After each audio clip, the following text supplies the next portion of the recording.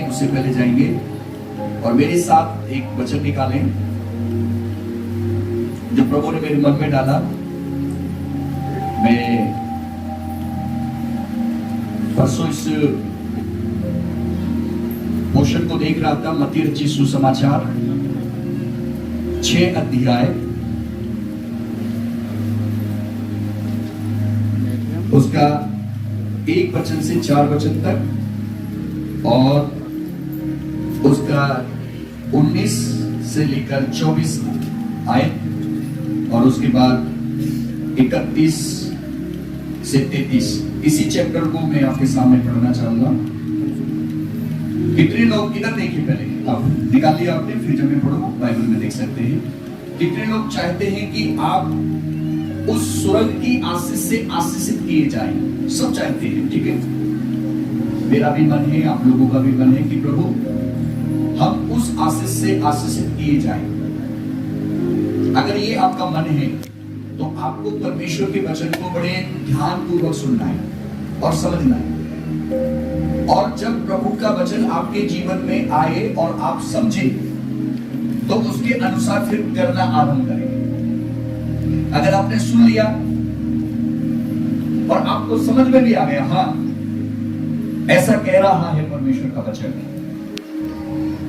आमीन, ऐसा कह रहा है परमेश्वर का वचन, सुन लिया, समझ लिया, लेकिन कर नहीं रहे। हेलो चर्च, आप यहीं पर हैं? सुन लिया, समझ रहे हैं, हाँ प्रभु का ही वचन कह रहा है, ऐसा समझ में आ रही है, लेकिन कर नहीं रहे, तो वो सुनना और समझना कुछ भी नहीं। तो परमेश्वर का वचन कहता है वचन को सुने, समझे और करें। आपका विश्वास बिना कर्म के अधूरा है। आपका विश्वास बिना कर्म के मरा हुआ है। इसलिए यहां पर जब आप अपने हाथों को बढ़ाते हैं अपने मन से, प्रभु का वचन कई बार आपने सुना है कि जो थोड़ा बोएगा वो थोड़ा काटेगा, जो जैसा बोएगा वैसा काटेगा, जो मन में ठाने वैसा दान करे, कुट कर नहीं, दबाव से नहीं, क्योंकि हर्ष से देने वालों से परमेश्वर किससे प्रेम करता है? यहाँ की कॉन्टेक्स्ट में रही, किससे प्यार कर रहा है, किससे खुश रहता है परमेश्वर? किससे? हर्ष से देने वालों से, जो प्लेजर मन से है, आनंद और खुशी के साथ, कुड़कुड़ा कर नहीं। क्या प्रभु को किसी चीज की जरूरत है? नो, प्रभु को किसी चीज की जरूरत नहीं है, और खासतौर से मनुष्य के पैसे की जरूरत नहीं है। जिससे पैसा की वैल्यू बढ़ती है वो प्रभु की तरफ से दिया गया अनाज है, तेल है, सोना है, चांदी है, हीरा है, कोयले है, जिसे बिजनेस में लगाया जाता है, वो परमेश्वर का ही है। हालेलुया। तो समझना है आपको कि परमेश्वर किस तरह से उसकी आशीष आती है।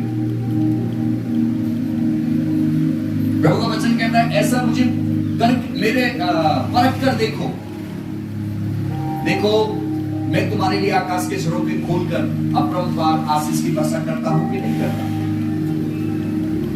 तो प्रभु आशीष की बरसात जैसा करना चाहता है,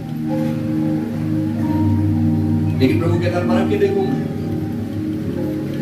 क्या हम परमेश्वर को परख सकते हैं? उसको परखने का मतलब है हम रेगुलरली हो उसके साथ। तो यहां पर आइए हम परमेश्वर का वचन क्या कहता है उसे देखते हैं। यहां पर एक हेडिंग लिखी होगी आपकी बाइबल में, लिखा है किसी के 6 अध्याय का पहला एक हेडिंग, क्या लिखा है? क्या लिखा है?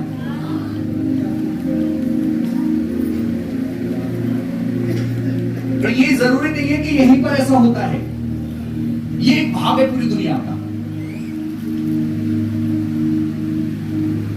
पूरी दुनिया के लिए परमेश्वर का एक रूल है, सबके लिए, और वो अपने रूल से अलग नहीं है। अगर देखा जाए परमेश्वर का एक सिस्टम है, अगर परमेश्वर सिस्टम बिगाड़ देगा तो दुनिया उधर पुधर हो जाएगी। और जब परमेश्वर थोड़ा सा करता है ना तो हो ही जाती है।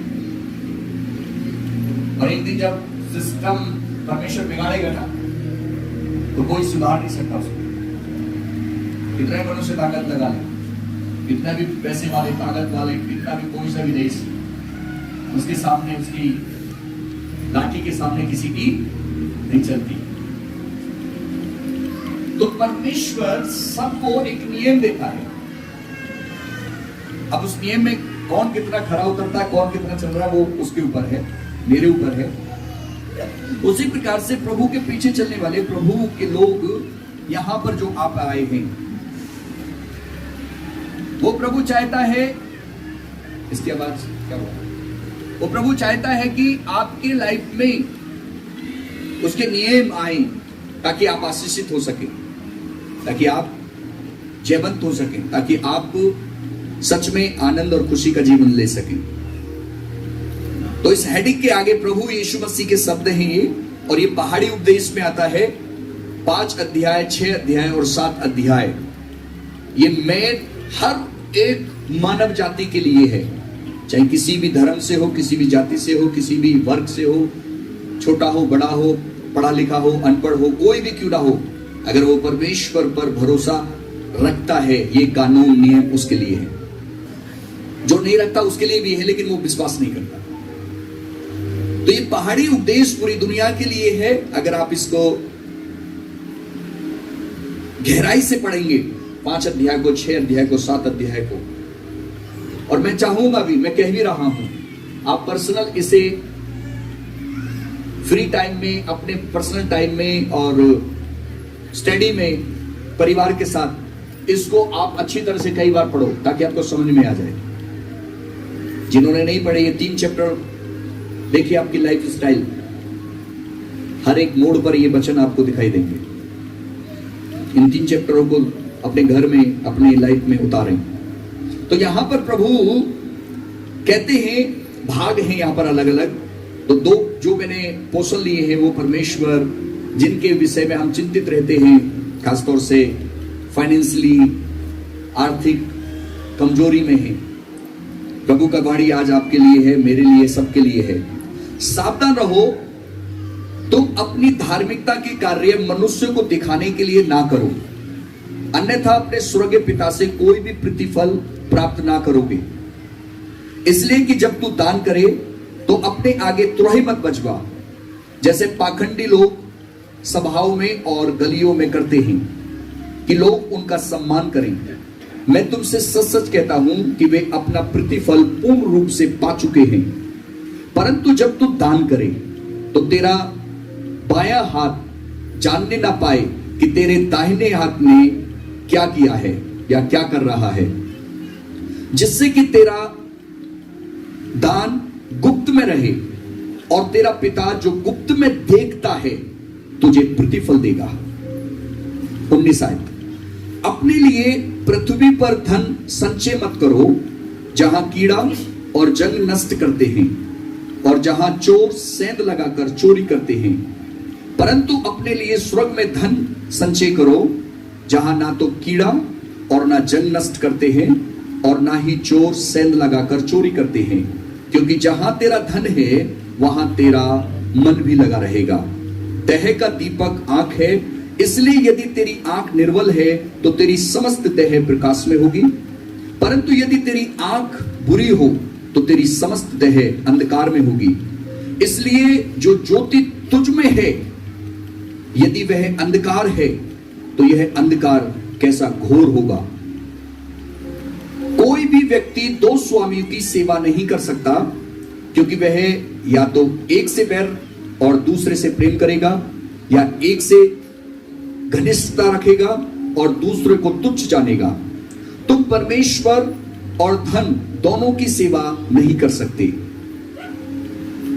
बल्कि मैं सोच रहा हूं यहीं से आगे से और पढ़ देता हूं, 25 से पढ़ रहा हूं। इस कारण मैं तुमसे कहता हूं कि अपने प्राण के लिए ये चिंता ना करना, क्या हम क्या खाएंगे या क्या पिएंगे, और ना ही अपनी देह के लिए क्या पहनेंगे।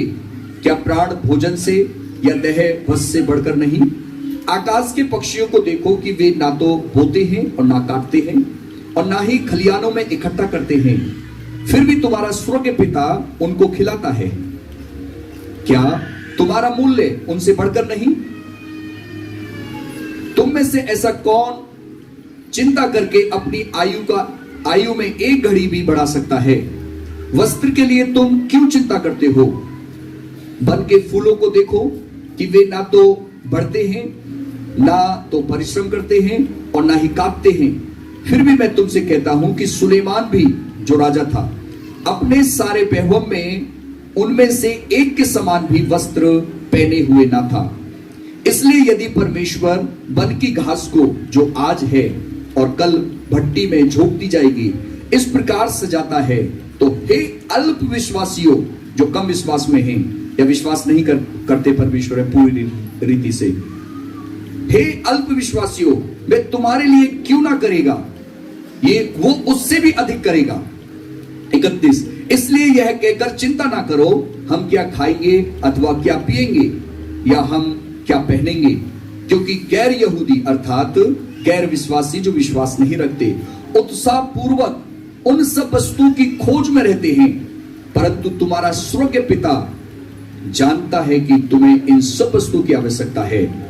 इसलिए तुम पहले परमेश्वर के राज्य और उसकी धार्मिकता की खोज करो, तो ये सब वस्तुएं तुम्हें दे दी जाएंगी। हालेलुया। अब इधर ध्यान कीजिए, सब इधर देखिए। ये पोषण एक परमेश्वर के ऊपर डिपेंड करना सिखाता है, खासतौर से आर्थिक अवस्था में जो कमजोर है या जो संतुष्ट नहीं है, हर समय घटी कमी में दिखाई देते अपनी लाइफ को, हर समय, और कितनी बार पैसा होने पर भी वो संतुष्टि में नहीं है अपने जीवन में, हाय तौबा में है या बेचैन रहते हैं, काम बन नहीं पाता, कमा रहे हैं, बहुत कुछ कर रहे हैं लेकिन संतुष्टि में नहीं है। कल मैं हम एक परिवार के घर पर गए, मैं और प्रभु के दास और परिवार को लेकर मैं गया। बहुत दिन से वो बुला रहे थे, आखिर एनी हाउ में वहां पर हमें प्रभु लेके गया। मैं ये कहूंगा वहां पर एक प्रभु ने मुझे बताया कि मरियम के समान एक उत्तम भाग को एक विश्वासी चुन ले, लेकिन मार्था प्रभु के ऊपर भरोसा रखती थी, चिंता, लेकिन वो चिंता से मुक्त नहीं हो पा रही थी उस समय। भरोसा वो भी रखती थी प्रभु पर, लेकिन उसके मन में इतनी टेंशन आ गई, इतनी परेशानी आ गई कि वो प्रभु की सेवा करते करते फेडअप हो रही है, गुस्सा में। तब प्रभु ने कहा, हे मार्था तू बहुत सी बातों के लिए व्याकुल है, चिंतित है, लेकिन देख तेरी बहन मेरे चरणों में बैठी है और वो आनंद के साथ है और ये भाग उससे कोई छीन नहीं सकता। मैं कल प्रभु के सेवकों के साथ था, तो मैं कितनी बार हम बात कर रहे थे, कितनी प्रकाशन प्रभु ने दिया। हम मनुष्य होने के नाते कई बार विश्वास कर रहे हैं प्रभु पर, लेकिन फिर भी कई बार ऐसा प्रभु की उपस्थिति में बैठे हुए भी, प्रभु के चरणों में आकर भी, पर्सनल प्रार्थना करते हुए भी, वचन पढ़ते हुए भी चिंतित है। और प्रभु कह रहा तुम चिंता करके कुछ भी नहीं कर सकते। फिर प्रभु बता रहे आकाश के पक्षियों को देखो, ना बोते हैं, ना काटते हैं, ना खलिहानों में इकट्ठा करते हैं, फिर भी उनमें से कोई भूखा नहीं रहता, और तुम्हारा मूल्य तो उन पक्षियों से, पशुओं से कहीं बढ़कर है। तुम चिंता करके क्या कर सकते हो?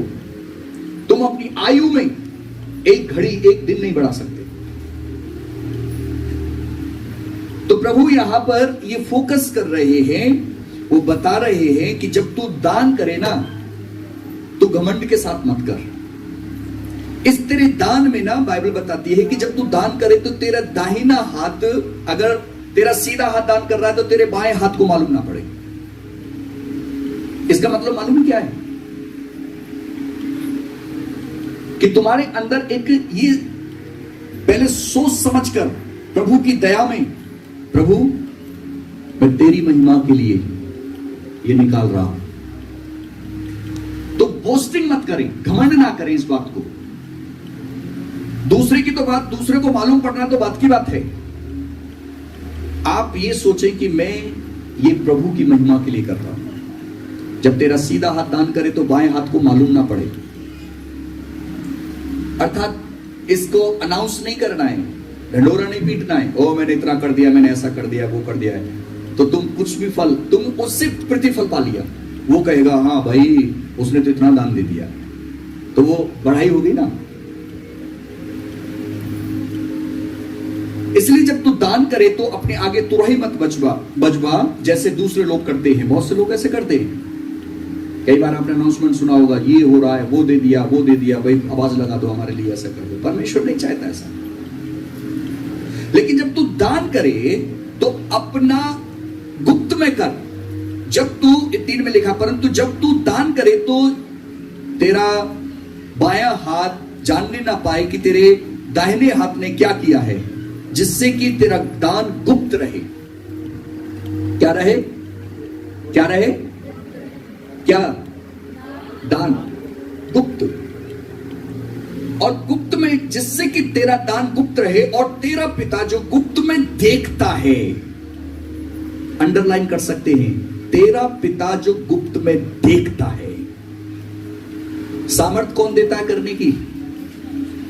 कौन स्वाद चला रहा है? ध्यान रखना, मैं पिछली बार भी बता रहा था, कई बार परमेश्वर को जब आदर नहीं देते ना, ठीक है करो जो भी मनमानी करें, वफादार नहीं रह पाते, प्रभु देखता है, कर लो कितना करना है, सब निकल जाता है, फिर आशीष नहीं हो पाती। और वो वाली आशीष, संसारिक वाली बात नहीं कर रहे, संतुष्टि नहीं है एक व्यक्ति के अंदर। और खास तौर से मैं आपसे बात कर रहा हूं, जीसीसी फैमिली से बात कर रहा हूं, प्रभु का वचन से आपको मैं बताना चाहता हूं, अगर आपके अंदर संतुष्टि लंबे समय के लिए, जब तक प्रभु ना जाए और हमेशा के लिए रखना चाहते हो, वफादार हो जाए प्रभु के साथ, प्रभु देखता है। यहां पर प्रभु कह रहे हैं, जिससे कि तेरा पिता, है? किसका पिता? स्वर्गीय पिता, आपका पिता, मेरा पिता, परमेश्वर, जिससे कि तेरा पिता गुप्त में देखता है, तुझे प्रतिफल देगा। हालेलुया, महिमा मिल सकती है परमेश्वर को, आदर दे सकते हैं परमेश्वर को। कौन प्रतिफल देगा? पास्टर जी नहीं देंगे, मैं भी उसी लाइन में हूं, जिससे कि मैं भी प्रतिफल पा सकूं। और मैंने इस चीज पर वफादार होने का बहुत संघर्ष किया है आगे बढ़ने के लिए, और प्रभु ने मुझे आशीष दिया। अभी हम सुबह सुबह बैठ के प्रभु के दास के साथ हम बात कर रहे थे, जब हम प्रभु बढ़ाता है ना, और जब हम रुक जाते हैं तो हम अपनी खुद आशीषों को रोक देते हैं। मेरे जीजो, ये एक भाग है ऐसा जिससे संतुष्टि में नहीं है लोग तो परेशान रहते हैं, आर्थिक समस्या, और ये शैतान चाहता है इस श्राप के नीचे एक इंसान बना रहे, लेकिन प्रभु नहीं चाहता। तो मैं ज्यादा लंबे समय में नहीं जा रहा हूं। तो प्रभु आपका गुप्त में देखता है। वचन बताता है, अपने लिए पृथ्वी पर धन संचय ना करो, जहां कीड़ा और जंग नष्ट करते हैं और जहां चोर सेद लगाकर चोरी करते हैं। पढ़िए उस ट्रांसलेट में पढ़े, है माई? कोई इधर से पढ़ेगा बहनों में से तेज की? कोई तेज की पढ़ने वाला है? 19 आयत, फिर माइक में पढ़ेंगे, जल्दी से पढ़ो। हाँ,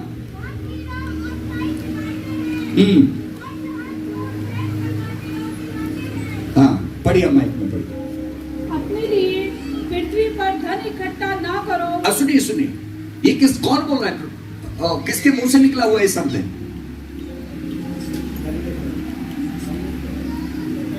कौन बोल रहे हैं? मेरी बहनों बताओ कौन? यीशु के मुंह से निकला हुआ शब्द है। क्या प्रभु कैसी बात कर रहे हैं प्रभु जी? क्या आप तोहमत लगाओगे प्रभु के ऊपर? बड़ा मकसद है इसके पीछे।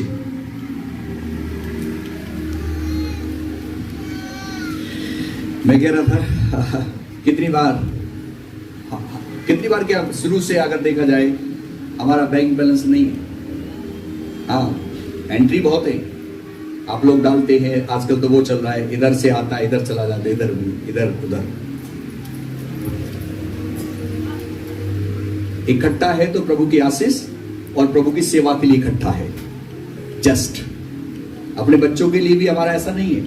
मैं सुबह प्रभु के दास से बता रहा था, समय समय पर जो भी चीज आता है पूरा कर देता है परमेश्वर। लेकिन आज हमारे खातों को देखेंगे, आज हमारे घर में देखेंगे, कहीं भी खुला खुला है, खुला, लेकिन कमी किसी बात की नहीं है। और मैंने ये भी देखा है बहुत से लोगों के पास खूब बैंक बैलेंस है, खूब जमीन जायदाद है, लेकिन तोते उड़े पड़े चेहरे पर।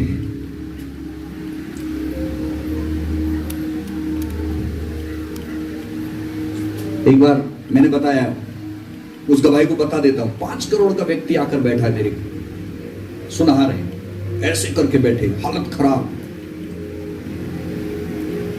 करोड़ों रुपए का सोना उनकी दुकान में है, चांदी दुकान में है, लेकिन परिवार में शांति नहीं। एक बिजनेसमैन से मेरी बातचीत हो रही थी, वो चर्च में आए, यहां पर पीछे, गुप्ता फैमिली से, हालत खराब।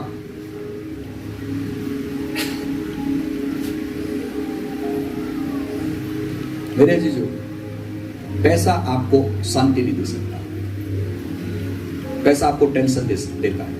हाँ, पैसा आपकी जरूरतों को पूरा कर सकता है जो संसारिक है, लेकिन अगर आप ये कहें कि वो शांति मिलती है, उससे शांति नहीं मिलती।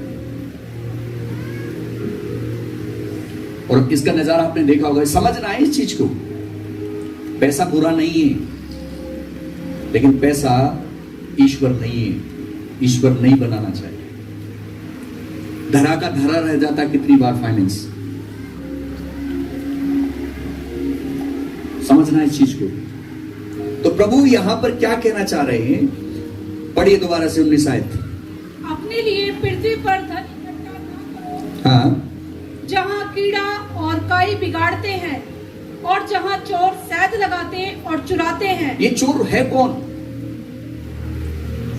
यीशु बोल रहे हैं इस बात को, जहां चोर चोरी करता है। यूहन्ना रचित सुसमाचार 10 अध्याय के 10 आयत में लिखा, चोर किस काम के लिए आता है और किसी काम के लिए नहीं आता, चोरी करने आता। तो यहां पर प्रभु कह रहा है, एक चोर है, एक कीड़ा है जो शहद लगाता है, तो उस कीड़े को मारना है। और कीड़ा के लिए वो चीज असरदायी होनी चाहिए, तब मरेगा, नहीं तो वो मल्टीप्लाई करता चला जाएगा कीड़ा, और कीड़े को जन्म देता चला जाएगा। अपने लिए पृथ्वी पर धन संचय ना करो, जहां कीड़ा और जंग नष्ट कर देते हैं और जहां चोर शहद लगाकर चोरी कर लेते हैं। इसका मतलब दोनों तरफ से देखना है, आत्मिक धन और शारीरिक धन। क्या वो प्रभु की महिमा में प्रभु के लिए है? अगर प्रभु की महिमा और प्रभु के लिए नहीं, तो ध्यान रखना, उसे चोर चोरी कर रहा है, कीड़ा लग रहा है और कर लेगा, अर्थात उसमें शांति नहीं है। ये प्रभु कह रहे हैं इस बात को, इकट्ठा मत करो। इकट्ठा करने का मतलब क्या है? ये नहीं है कि आप पॉलिसी ना करो, LIC ना करो, या कुछ आप सेविंग ना करो, करो सेविंग। लेकिन यदि आप अपने विश्वास को उस चीज पर, प्रभु से हटाकर उस चीज पर रखेंगे कि ये मुझे बीमारी में या मेरी हारी तकलीफ में या ऐसी आपदा में काम आएगा, तो प्रॉब्लम है। ऐसी सोच से अगर आप कर रहे हैं तो आपका विश्वास कम है। आप सच्चे मन से, प्रभु आपने दिया, ये आपका है और ये परिवार में है और ये मैं सेविंग कर रहा हूं, बचत है, ये बुद्धिमता के साथ आप कर सकते हैं।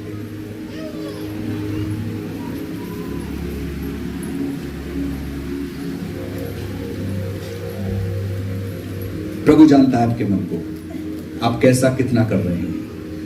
अगर आप प्रभु की महिमा के लिए या परमेश्वर में आपका मन नहीं है, तो ध्यान रखना, कोई ना कोई लगा हुआ है चोरी करने के लिए, कीड़ा जंग नष्ट करने के लिए।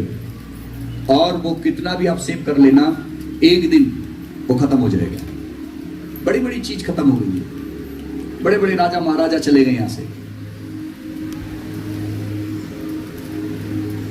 तो प्रभु इस बात को कह रहे हैं, सचेत कर रहे हैं, चोरी कर लेगा परंतु अपने लिए, हाँ 20 आयत, परंतु अपने लिए स्वर्ग में धन इकट्ठा करो, जहाँ ना तो कीड़ा और ना काई बिगाड़ते हैं, जहाँ चोर ना शहद लगाते ना चुराते हैं। हालेलुया। कितने लोग समझ पा रहे हैं? समझ रहे हैं? कुछ लोग हाथ उठा रहे हैं। अब मैं हाथ उठा देख सकता हूं। ओके, मैं पिछली बार बता रहा था आपको वो ध्यान लगाओ। प्रभु ने मुझे वो प्रकाशन दिया था, आपको ध्यान हो तो आप एक तराजू जैसे देखते, सुनिए सुनिए, तराजू देखिए, आपका परला किधर भारी है? पृथ्वी पर आपका धन संचय कर रखा है। सोचो कि आज ही अटैक पड़ जाए, आज ही एक्सीडेंट हो जाए, आज ही यहां से प्रभु आके लेके चला जाए, क्या होगा उस दिन का?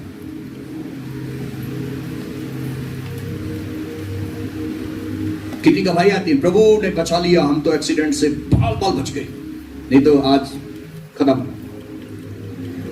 एक आपकी सोच में देखिए कि आपका धन कहां जमा है, आपकी पूंजी कहां है जमा? प्रभु के लिए स्वर्ग में, या प्रभु के राज्य को बढ़ाने के लिए, या अपने लिए होल्ड कर रखा है? बहुत बड़ी बात है। और ये आत्मा की बात आत्मा से समझी जा सकती है। शारीरिक व्यक्ति इसको ठट्टे में उड़ाएगा, नहीं समझ पाएगा। तो मेरा निवेदन है, मेरी प्रार्थना भी है कि परमेश्वर के वचन को जैसे प्रभु सिखाना चाहता है, गहराई से सुने, समझे, समझकर उस पर चले, गहराई से जैसे प्रभु चाहता है। अपने लिए स्वर्ग में धन संचय करो, जहां ना तो कीड़ा और ना जंग नष्ट करते हैं और ना ही चोर शहद लगाकर चोरी करते, क्योंकि वो परमेश्वर के निगरानी में है। हालेलुया, वो प्रभु की महिमा के लिए है। हालेलुया।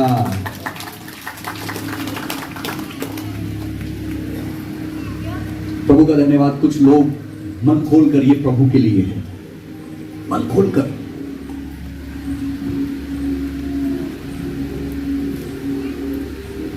मैं ज्यादा लंबा समय बार बार बोल रहा हूं, लेकिन मुझे कुछ ना कुछ शब्द आ रहे हैं। तभी पिछले दिनों में मेरा दोस्त एक्सपायर हो गया, और वो भी बिना प्रभु के। एंड पॉइंट पर उसने प्रभु को पहले जाना था, लेकिन एंड पॉइंट पे वो मेरा चचेरा भाई भी, ताऊ का लड़का भी था, चचेरा नहीं, ताऊ का लड़का। और उसने बहुत पहले कुछ हिस्सा प्रभु के लिए अपनी जमीन का दिया। गौर से सुनना, कुछ हिस्सा अपनी जमीन का, मैंने नहीं बोला कुछ भी, उसके मन में आया, उसे एक बड़ा छुटकारा मिला, और उसने कुछ हिस्सा जमीन का प्रभु के लिए कि पास्टर जी आप इसे प्रभु के लिए इस्तेमाल कर लेना, ले लेना, लिखवा लेना। मैंने कहा ठीक है, जब आप विश्वास में हो, प्रभु का धन्यवाद।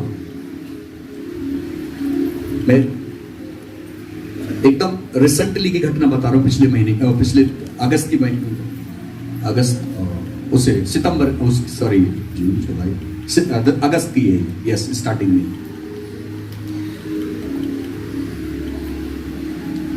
अब जो ये वायदा किया था वो बहुत साल पहले किया था, लॉकडाउन से पहले।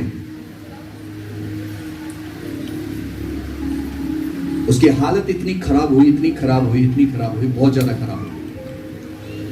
हमसे प्रार्थना करवाई, कुछ रिलीफ मिला, और उन्होंने कहा कि पादी साहब मैं भूल गया था और मैंने अपना वायदा पूरा नहीं किया, आप इसको लिखवा लो, ले लेना।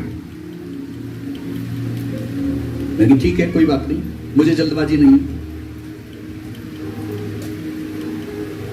अब मालूम है क्या हुआ? ना केवल ये बात, एक उसके लाइफ में एक भूकंप आया, एक अजीब तरह का भूकंप आया, उसकी बीमारी और बढ़ती चली गई और हालत खराब हो गया, और विदिन 3 हफ्ते के अंदर जब उसने प्रभु की तरफ से भी चेहरे को मोड़ा, शैतान ने ऐसा कब्जा किया, विदिन 3 हफ्ते के अंदर वो एक्सपायर हो गया। और जब उसका फोन आया, उसके बेटे का फोन आया, तो मेरे एकदम जैसे सुबह सुबह अर्ली मॉर्निंग, तो मैं समझ गया, क्योंकि 3 हफ्ते से मैं लड़ रहा था उस चीज से। इन्होंने डिसीजन सही नहीं लिया, यहां शैतान जीत जाएगा, और वो जीत गया।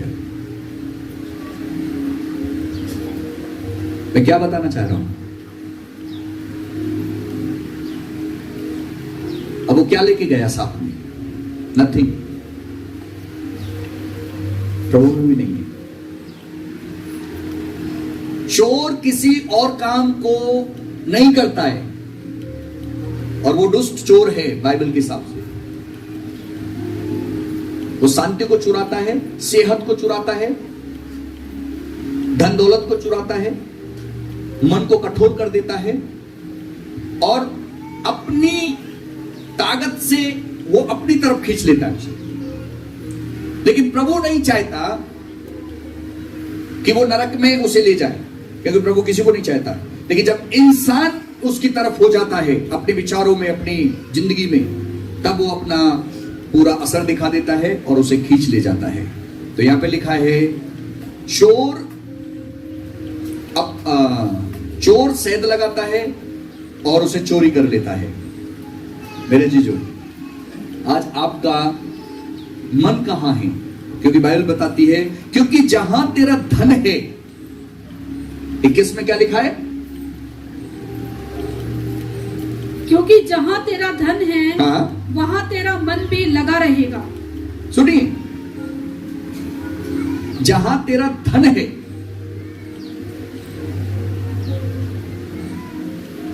वहां तेरा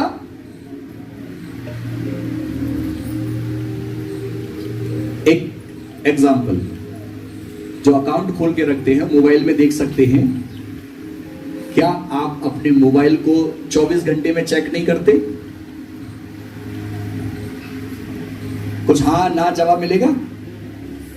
कितना बैलेंस है? यस और नो?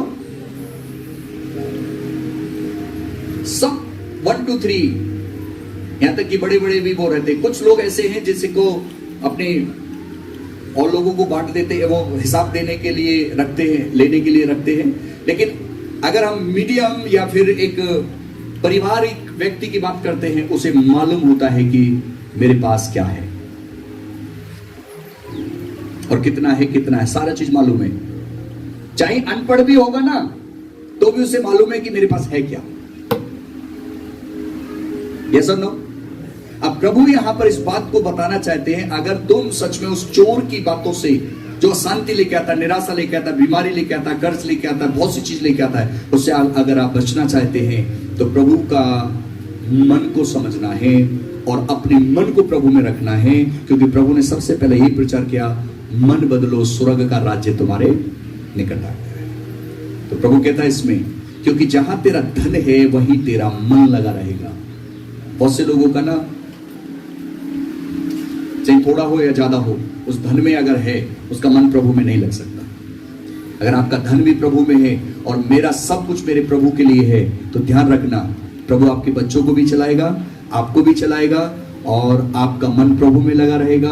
आप स्वर्ग की आशीषों को अद्भुत रीति से देखेंगे, क्योंकि अब आप प्रभु के हाथ में हैं। हालेलुया। इसलिए यहां पर लिखा, शॉर्ट करता हूं मैं, 31 आयत में, इसलिए ये कहकर चिंता ना करना, हम क्या खाएंगे, क्या पिएंगे, अथवा क्या पहनेंगे, या हम क्या पहनेंगे। 32, क्योंकि गैर यहूदी अर्थात गैर विश्वासी, अलग तरह के विश्वास में रहने वाले लोग, लिखा है, इन सब वस्तुओं की खोज में लगे रहते हैं, परंतु तुम्हारा स्वर्गीय पिता जानता है कि तुम्हें किस चीज की, किन वस्तुओं की आवश्यकता है। प्रभु जानता है। परंतु तुम पहले परमेश्वर के राज्य और उसकी धार्मिकता की खोज करो, तो ये सारी वस्तुएं, अंडरलाइन कर लीजिए, सारी वस्तुएं तुम्हें दे दी जाएंगी। पहले उसके राज्य और धार्मिकता की खोज करो तो ये सारी वस्तुएं तुम्हें, ऐसे लिखा है, उसमें क्या लिखा है? इसीलिए तुम चिंता करके यह ना कहना, 33, इसीलिए पहले तुम परमेश्वर के राज्य और उसके धर्म की खोज करो तो ये सब वस्तुएं तुम्हें मिल जाएगी। यहाँ पे लिखा है मिल जाएगी, यहाँ पे देखा लिखा है तुम्हें दे दी जाएंगी। हालेलुया, दे दी जाएंगी, ये कह रहा है परमेश्वर, दे दी जाएंगी। क्या आप चाहते हैं कि वो मिल जाए और निर्णय करें परमेश्वर की महिमा के लिए? कहां आप ठीक नहीं है, ठीक हो जाए। कहां आप छेद वाली थैली में डाल रहे हैं, कहां आपका मन है, कहां प्रभु के लिए वफादार नहीं है, क्यों प्रभु के साथ। याद रखें, अगर कोई थोड़े में वफादार है, प्रभु बड़े में वफादार करेगा उसको, बड़ी चीजों का मालिक बनाएगा उसको। तो जैसा आप मन में ठाने वैसा दान करें, प्रभु आपको आशीष करे। ये केवल आज के लिए नहीं है, ये जिंदगी को बदलने के लिए परमेश्वर का वचन है।